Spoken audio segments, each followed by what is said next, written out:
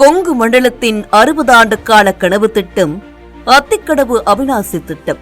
பவானிசாகர் அருகே உள்ள காளிங்கராயன் வாய்க்காலில் இருந்து தண்ணீர் எடுத்து மேட்டு பகுதிகளான அவிநாசி தொகுதிக்குட்பட்ட 1400 குளம் குட்டைகளில் நிரப்புவதே இத்திட்டத்தின் நோக்கம்.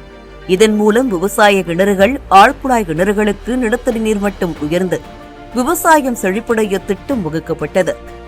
நல்ல நோக்கத்தின் அதிமுக ஆட்சியில் கொண்டுவரப்பட்ட திட்டத்தின் 50% பணிகள் அந்த ஆட்சியிலேயே முடிக்கப்பட்டன. ஆனால் அதற்கு பின்னர் பொறுப்பேற்ற திமுக அரசு திட்டத்தை முறையாக கண்காணித்து முடிக்க நடவடிக்கை எடுக்கவில்லை. இதனால் குளம் குட்டைகளில் பாதி அளவுக்கு கூட தண்ணீர் வந்து சேரவில்லை. பலமுறை சம்பந்தப்பட்ட அதிகாரிகள் மற்றும் L&T நிறுவனத்திடம் எழுத்துப்பூர்வமாகவும் நேரடியாகவும் தெரிவித்தும் எந்த நடவடிக்கையும் எடுக்காமல் அலட்சியம் காட்டுவதாக விவசாயிகள் வேதனை தெரிவிக்கின்றனர். எங்களுக்கு காலங்காலமாக எங்கள் பாட்டனாரோட காலத்தில் எங்களுக்கு விவசாயம் தானுங்க, மற்றது ஒடியில் ஒன்றும் கிடையாது. இந்த விவசாயம் நம்பித்தான் நாங்கள் குடும்பமே பிழைக்கிறோம். அத்திக்கடவு அவிநாசி திட்டம்னு சொல்லி பைப் போட்டு கொண்டு வந்து தண்ணி கொடுப்பேன்னு சொல்லி விட்டாங்க. நாங்களும் நிறைய தண்ணி கொடுப்பாங்க அப்படின்னு சொல்லி வருங்க. வாழை அந்த பக்கம் ஒரு 1000 வாழை போட்டுங்க, 500 வாழை வீணாக போச்சுங்க. ஒரு 200 வாழை தான் பாஞ்சிட்டு இருக்குது.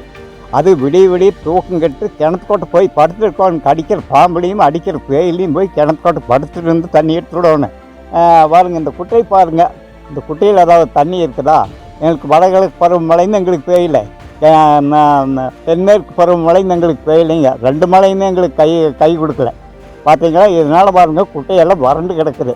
இதனால் விவசாயிகளை ரொம்ப கஷ்டப்பட்டு நாங்கள்லாம் பாதிக்கப்பட்டிருக்கிறோம்.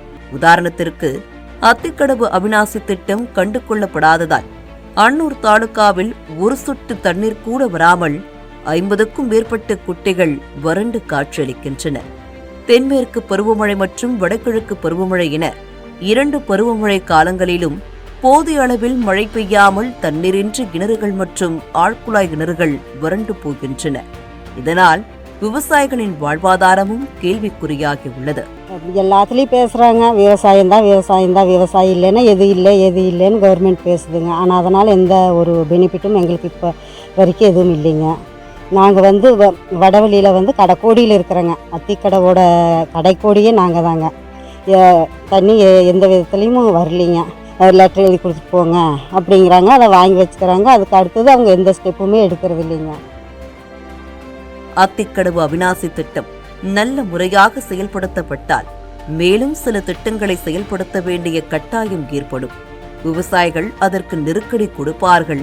எனவே இந்த திட்டத்தை ஃபெயிலியர் திட்டம் என காண்பிக்க வேண்டும் என்ற நோக்கத்தில் அத்திக்கடவு அவிநாசி திட்டத்தை முழுமையாக செயல்படுத்தாமல் இருப்பதாக விவசாயிகள் குற்றம் சாட்டுகின்றனர். திமுக ஆட்சி பொறுப்பேற்று 4.5 ஆண்டுகள் ஆகியும் கூட இதுவரை இந்த திட்டம் முழுமை பெறாததால் விவசாயிகளின் எதிர்காலம் கேள்விக்குறியாகி உள்ளது. அத்திக்கடவு அவிநாசி திட்ட பணிகளை முடிக்காமல் கிடப்பில் போட்டதற்கு காரணம் என்ன?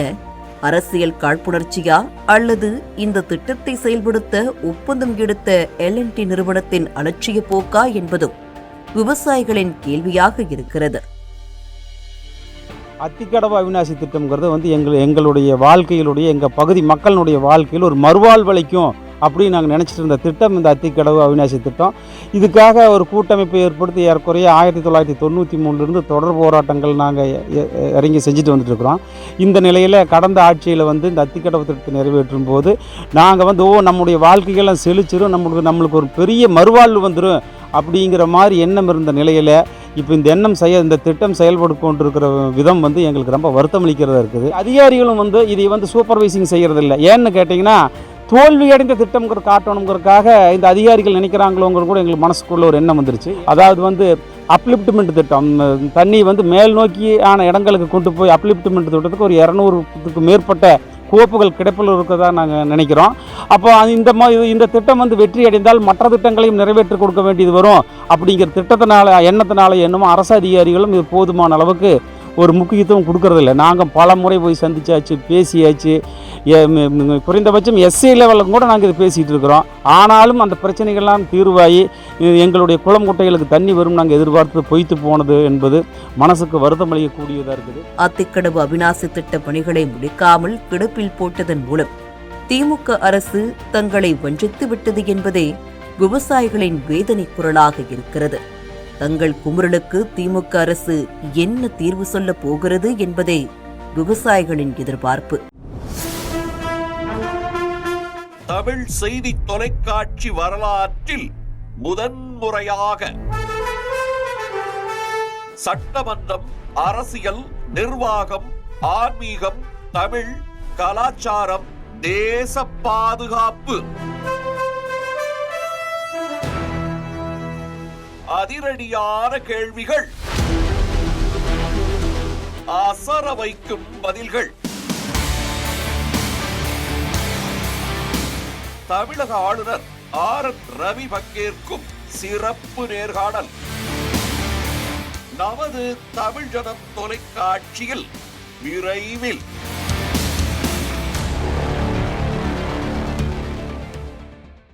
சென்னையோட next biggest real estate booming லொகேஷனான சென்னை பெங்களூர் ஹைவேல ஒரு பிளாட் வாங்கணும்னு பிளான் பண்றீங்களா?